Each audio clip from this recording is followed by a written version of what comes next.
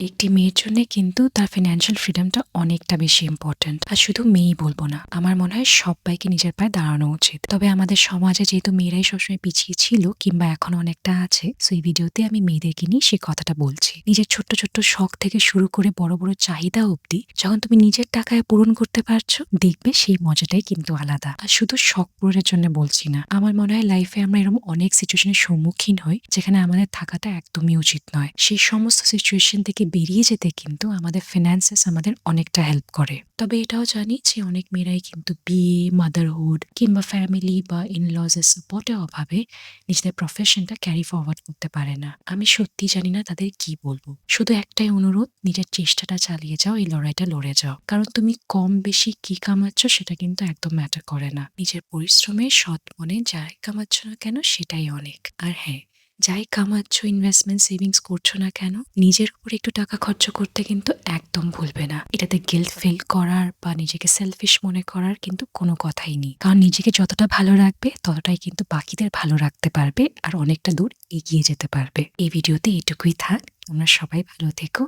By.